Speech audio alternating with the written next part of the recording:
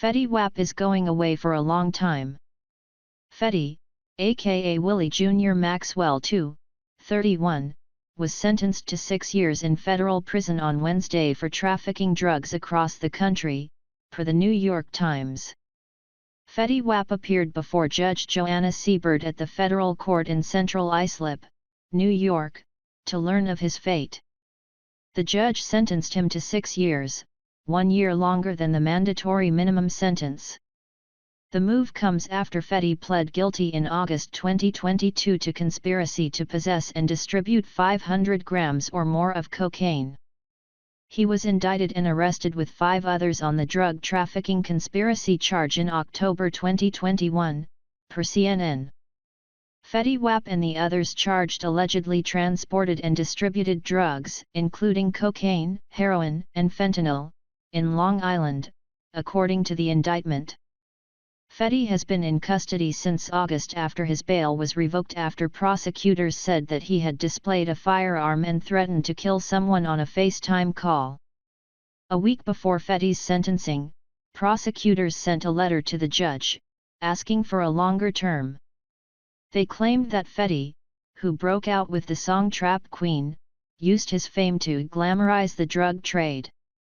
They also pointed to his use of children in the song's music video.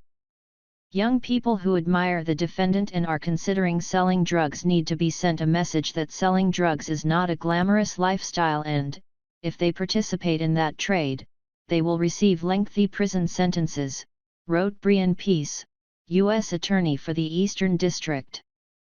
The attorney asked for a sentence between 7 and 9 years.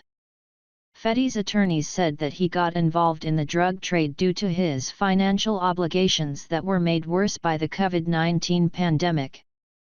In or about 2020, with the coming of the worldwide pandemic, things began to change for Mr. Maxwell. There were no opportunities to perform, thus his income was severely limited, according to a memorandum filed by his lawyer, per XXL. He was sued personally, was going through a divorce, and was involved with a tour manager who was stealing from him. While he lost his grandparents and several other people who were close to him. Depression and panic began to set in, added the statement. As stated, Mr. Maxwell took enormous pride in his ability to provide for his children and lend support to his other family members.